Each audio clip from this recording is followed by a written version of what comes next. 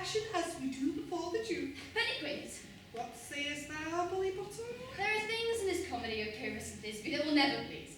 First, Pyramus must draw a sword to kill himself, which the ladies cannot abide. How answer you that? By our lark in a pearl's sphere. Oh, I believe him sleep again now when all is done. Not a whit. I have an advice to make all well. Write me a prologue, and let the prologue seem to say that we will do no harm with our swords, and that Pyramus is not killed indeed. And, for the more better story, tell them that I, Pyramus, am not Pyramus, but Bottom, the weaver. This will put them out of fear. We will have such prologue, and it shall be written in 8 and 6. No, make it 2 more, lest it be written in 8 and 8. Will not the ladies be afraid of the lion? I fear it, I promise you. Masters, more to consider yourselves to bring in your children's. A lion among ladies is the most dreadful thing, for there is no more fearful warfare than your lion living, and we ought to look to it. Therefore, another prologue must tell that he's not a lion. Nay, you must name his name, and half his face must be seen through the lion's neck, and he himself must speak through, saying thus or to the same effect. Ladies, or fair ladies, I would wish you, or I would request you, or I would entreat you not to fear, not to tremble my life for yours. For if you think I come hither as a lion, it were pity on my life. No, I am no such thing. I am a man, as other men are. Let him name his name and tell me plainly that he is not the joiner. Well, it shall be so. But there is 2 hard things that is to bring moonlight into the chamber. You know, Pyramus and Thisbe did meet by moonlight. Doth the moon shine that night we play our play? A calendar, look at the almanac. My night moonshine, my night moonshine.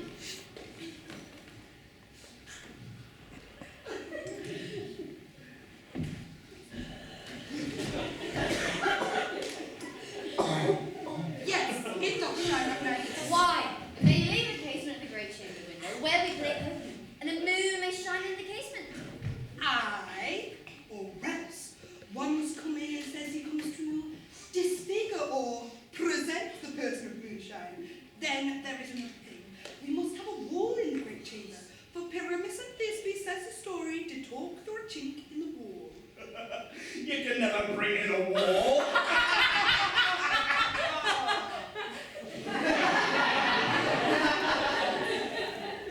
What say you, Bottom?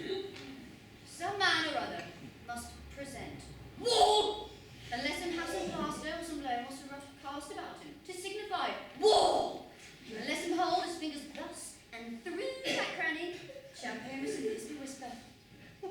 If that may be, then all is well. Come every mother's son and rehearse your parts. Pyramus, you begin. Once you've spoken into your speech, enter into that break, and so everyone according to cue. What hempen homespuns have we swaggering here? So near the cradle of the fairy queen. What a play toward! I'll be an auditor, an act or 2 perhaps, if I see cause.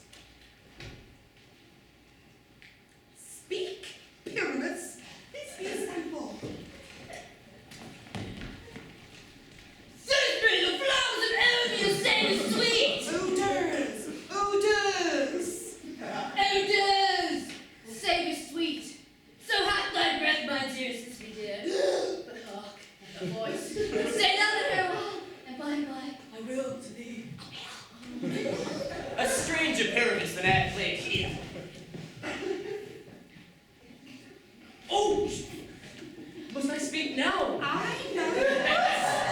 He must understand that he goes but to see a noise that he heard, and he is to come again.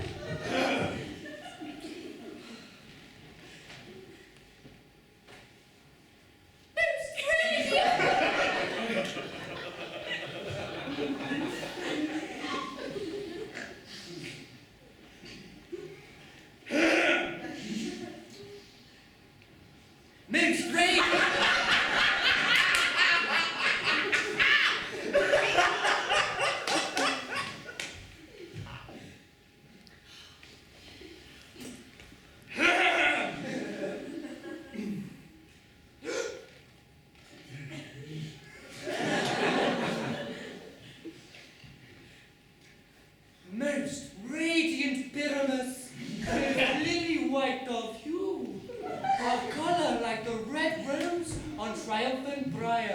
most risky Jew, and equal most lovely Jew, as true as horse, that yet would never tire.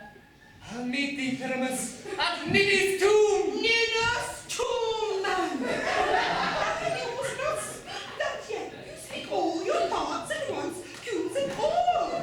Caramas, enter. Your cue is past. It's never tire. Oh. As true as horse, that yet would never tire.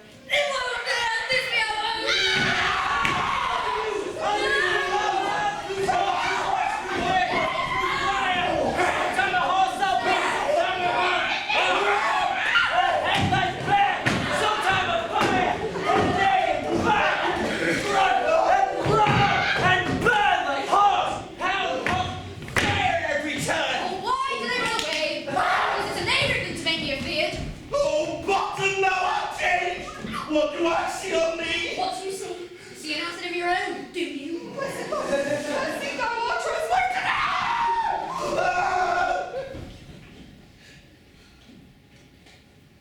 Oh, I see then, Avery.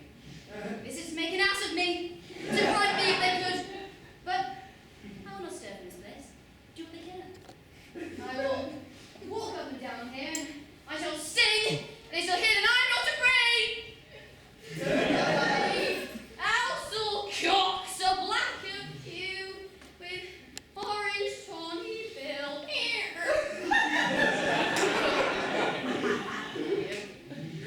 The drossel with its note so true, the wren with little bill. What angel awakes me from my flowery bed? The finch, the sparrow, and the lark, the plain song. Who's an ogre, and of none, and dares not answer nay. For indeed, who would set his wits so foolish a bird? Who would give a bird a line, though he cried cook and never so? I pray the gentle mortal. Sing again. Mine ear is much enamored of thy note, as is my eye enthralled to thy shape. Oh, and thy fair virtue's force, for force doth move me on the first view to say, to swear, I love thee. Little reason for that. And say the truth, reason and love keep little company together nowadays. The more the pity the some honest neighbours will not make them friends. Nay, I can gleek upon occasion. Oh, thou art as wise as thou art beautiful. No, not so neither. If I had wit enough to get out of this wood, I'd have enough to serve my own turn. Out of this wood I do not desire to go. Thou shalt remain here whether thou wilt or no. Of no common rate, the summer still doth tend upon my state, and I do love thee. Therefore, go with me. I'll give thee fairies to attend on thee, and they shall fetch thee jewels from the deep, and sing while thou on pressed flowers doth sleep. Mortal, gross, so that thou, like an airy spirit, go.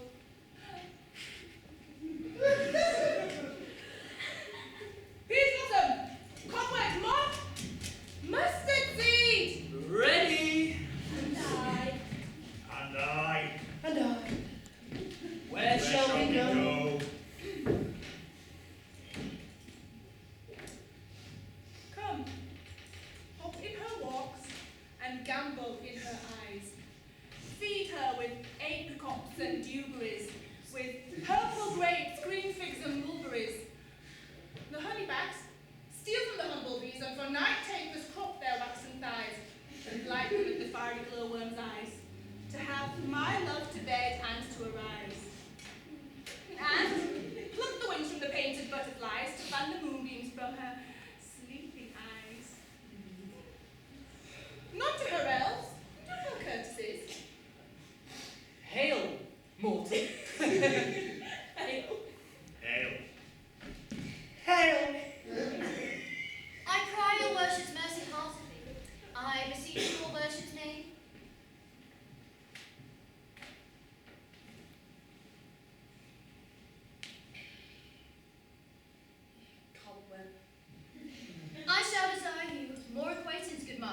Come with.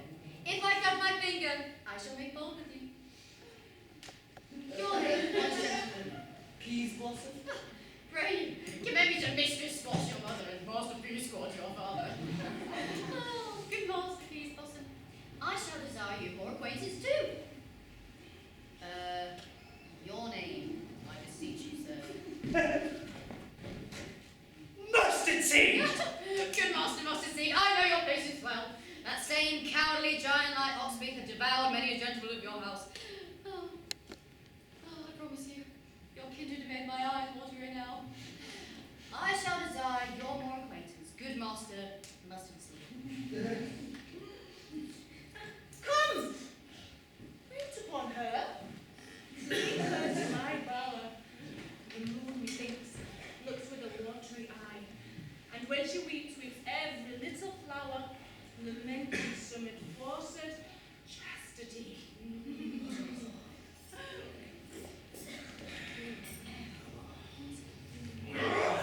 Time of my lover's touch. Bring her silently.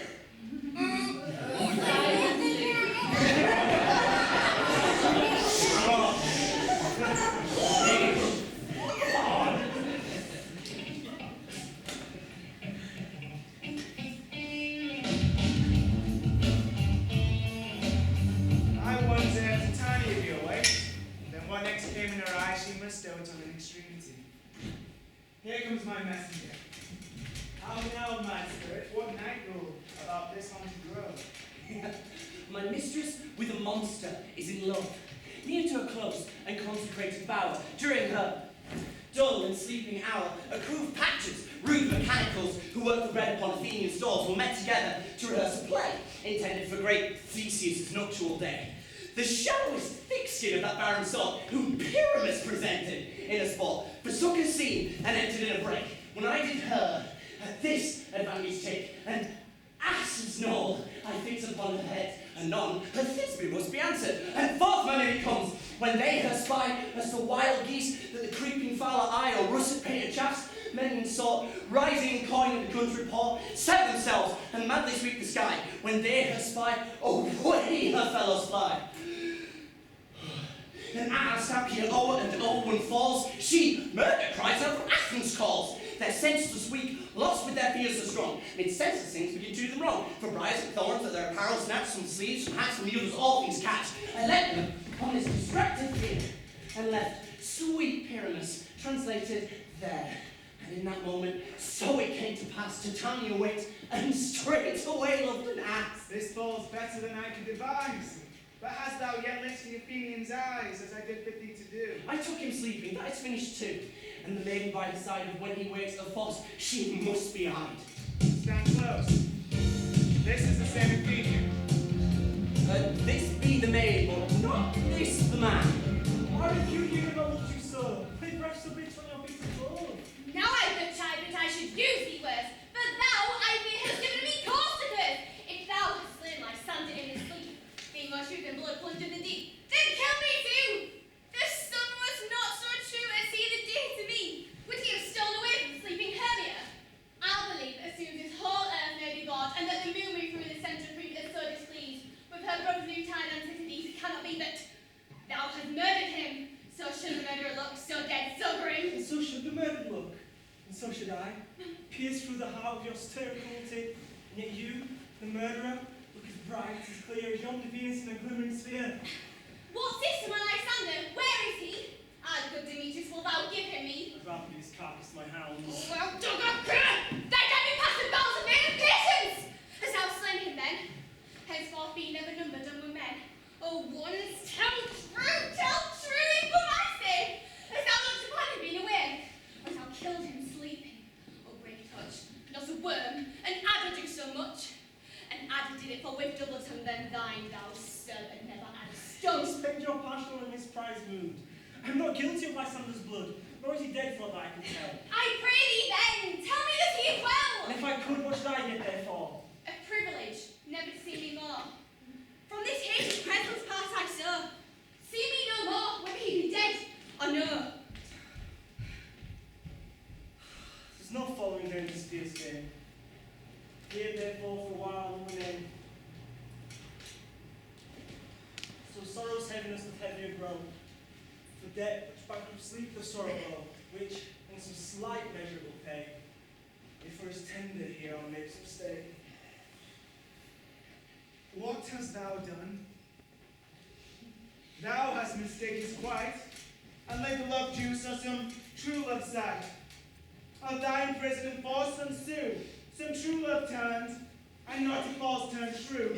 Then fatal rules that one man holding trust, a million fail, confounding orthodox. About the word goes swifter than the wind, and Helena that does look I find. All pale she is and sick of cheer, with sighs of love that cost the fresh blood dear. By some illusion, bring her here. I'll charm his eyes again she do appear. I go, look how I go, swifter than the arrow from Tartar's bow. Flower of this purple dye hits with Cupid's archery. Sink in the apple of his eye. When his love he doth espy, make her shine as gloriously as Venus in the sky. When thou wakest, if she be by, beg her for remedy. Captain of our fairy band, Helena is here at hand, and the youth, mistook by me, pleading for a lover's fee. Shall we their fond pageant see? My lord, what fools these mortals be! Stand aside. The noise I make will cause Demetrius to awake. Then we'll two at once woo one. That must needs be sport alone, and these things do best please me that befall preposterously. Why should you feel like the weed of scorn? The scorn which never cling to his love. When I vow, I weep and vow so born, in their nativity all truth appears. How can these things that seem scorn to you, bearing the badge of faith to prove them true? And you do it back, you're cutting more and more when truth feels true. Oh, gentle child, pray. These vows are Hermes. We give her over. Wait, over, and you want nothing. Wait, your vows to Hermes put in two scales will even weight on both the sides of tails. No judgment went her, I swore! No, not in my mind. No, you give her over. Demetrius will say, he loves not you. Oh, Helena, goddess, nymph, perfect divine, to what I love like compare thine eye, crystal is muddy. Oh, how ripe and show thy lips, those kissing cherries tempting grow. Now pure, congealed, white, high Taurus snow, fond of these can wind turns to a crow. Oh, and thou holdst up thy hand. Oh, let me kiss this princess of pure white, this sealed bliss. Find out hell. I see. You're all bent to set against me for your merriments. If you were civil and knew courtesy, you would not do me this injury. And can you not hate me, as I know you to do? You must join insults to mock me too. You are both rivals and love Hermia. And not both rivals to mock Helena, a trim exploit, a manly enterprise to cogitate of a poor maid's eyes with your derision. None of noble sort would offend her. A virgin, and he still apostles patience to make your sports. You are kind, Demetrius, be not so, for you love Hermia, this you know I will. And all good will in all my heart, I yield up Hermia's love, and yours of Helena to me bequeath, and my love and will do to my death. I've never did not this way to my breath. Lysander, keep thy Hermia, I will not. If e'er I loved her, all our love is gone. My heart to her, as a guest wife sojourned, and now to Helena is home returned, there to remain. Helen, it is not so. This perish not the faith thou dost not know, lest to thy peril thou wilt buy it dear. Look where thy love comes, yonder is thy dear. Dark night from the eye was pushed in tears. The ear more quick about the head to when it doth impair the see and sense. It pays the hearing double recompense. Thou art not by my eye, all I stand up on my ear. I found him brought me to thy sound, but why, O candid, dost thou leave me so? Why should he stay, who love not press to go? What love could press thy son from my stand? Sanders lived that will not let him bide. Fair Helena, who more kills the night than all fiery hours and eyes of light. Why seekest thou me? Could not this make thee know that the hate I bear thee made me leave thee so? You speak not as you think, it cannot be. Lo, she is one of the Confederacy, and I perceive they're all conjoined for each back to this false sport in spite of me. Injurious Hermia, most ungrateful maid you conspired. If you with these contrived to make with this vow written, is all counsel sisters about the hours we have tried to make you time part of yourself. It's all the cost. Oh,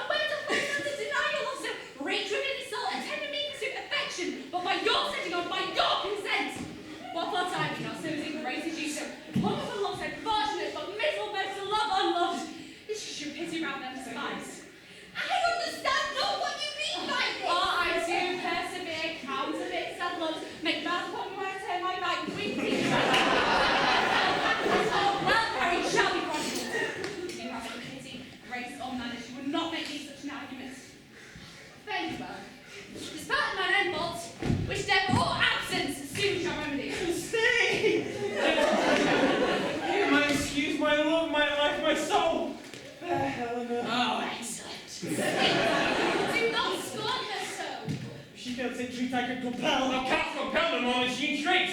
Thy threats have no more strength than a weak press. Helen, I love thee by my life, I do, I swear by that which I lose. To prove your falseness as I love thee not. I say I love thee more than he can do. If thou say so, withdraw and prove it too. Quick, come.